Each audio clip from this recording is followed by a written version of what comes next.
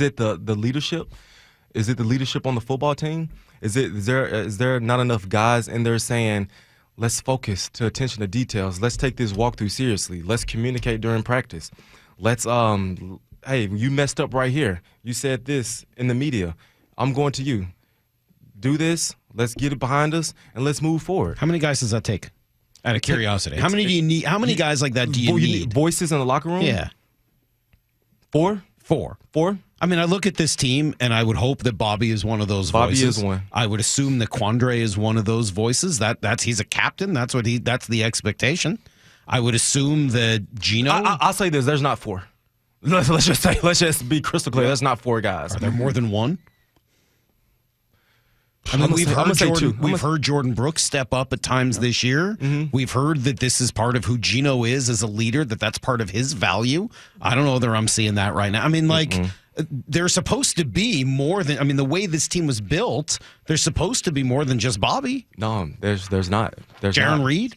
Jay Reed, I can give Jay Reed that. I forgot about Jay Reed. Okay. So we may be pushing for. You may be getting there when I think about it.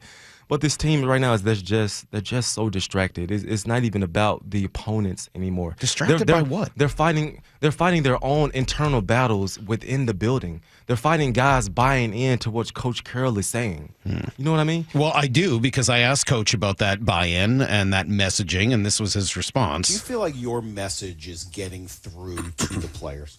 Ask them. Next. Been interviewing Pete for 14 years. I've never heard him answer a question like that at all. What do you make of that kind of a response from Pete? By the way, I don't disagree with him. It's hard for him to answer. I probably should be asking the players and not him, but ask them. What do you make of that? Next. What I'm hearing from Coach Carroll is that he's sick and tired of these guys. He's extremely frustrated. He feels like that he's preaching to them. He's trying to be nice with them, but they're just not receiving his message well. They essentially don't give a damn what he's saying at this point. And when I look at Coach Carroll, it's like you have to, because we bought in. Like, we bought in during our time. We bought in. And if these guys are not buying in, if your message is not getting through to them, you have to just, let me make sure I word myself properly. You have to do something. If you just continue to let this behavior continue, then people will see like, oh, he's not doing anything. Oh, he's not holding these guys accountable. You have to create some kind of shock in this building to show, hey, I'm doing my best. I'm trying. I'm doing everything I can to connect with these guys. But if I look at us on Monday Night Football and I see the same personnel out there, if I see the same plays out there, it's being received that even if he is trying to do it, that it's not good enough, if that makes any sense. And so he has to do something come Monday night to be like, I'm trying to get this thing turned around. I want to ask you a little bit about the offense here and the quarterbacks, et cetera. But just to follow up on Brock's question, how serious is the situation right now? Elaborate. How I don't want to use the word dire, but I mean, how important is it for the long-term success? Brock's talking about, coaches that may be moving on after long periods of time. How important are these last 4 weeks for this era of the Seattle Seahawks? It's everything. I'm telling you, it's literally everything. And that's why I'm so upset, because I know Coach Carroll, I know his heart, I know how much this means to him. But when I look at his personnel, when I look at his players, they don't have his back. They don't have his back enough. They're not doing everything to help him out. I take it back to, we had this big fight in our locker room. It was between two defensive players. We had a guy that was rambunctious. He was a guy that was pushing Coach Carroll. He was pushing Russell Wilson. And we had guys that was about to come to blows with him. We had guys that was about to come to blows. Hey, you being a cancer in this locker room right now. You're pushing the needle. You're not doing your part. And so in my locker room, players, we handled it. We handled each other. If you're doing this, you pushing the grain, we handled each other. When I look at this team right now, there's no brother is holding their other brother accountable. When I see what I saw, brothers aren't holding each other accountable.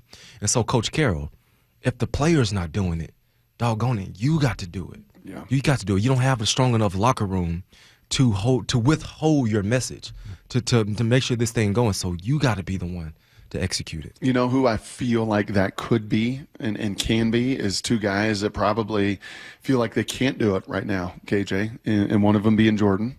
And we've seen stretches of it. We've seen it on the field. We saw it in prime time against San Fran a couple weeks ago at home that it was Jordan on the sidelines. But I think that's hard for him because he's got a Hall of Famer. He's got arguably the greatest defensive player in the history of the organization there in Bobby. And can he step on his toes? The other one is Devin Witherspoon. I mean, I look at Devin, and Lofa Tatupu was on the airwaves yesterday, and he was bragging about Devin's football character, football instincts, football ability. When he went out, you saw just so much of the energy leave the building as well. But he's a rookie. Yeah. And he's a young guy. Can he do that with Quandre and right? Yeah. He might have to. No. This is how it works. When you have presence in the locker room. Use me for example. I was a young guy. I didn't have to say much. I got a Big Red talking. I got a Cam Chancellor talking. I don't have anything to say. Hey, KJ, we got this young rookie in Jordan Brooks. You're in the way. He has to grow. He has to find himself.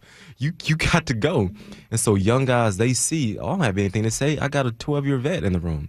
I got a guy that's one of the highest paid safeties in the room. They're like, what? I have nothing to say. This is their job. I'm just learning. Yep. And so when John Snyder and Coach Carroll, when they orchestrate this team, they got to see the potential in these young guys. They got to see the potential, like they can be the next wave to come and carry this torch for the next few years. And so in order to do that, guys got to disperse. That's just the name of the game. Guys got to disperse. And so they got to see who's going to be in this next regime. That's 40 forward. minutes of largely defense.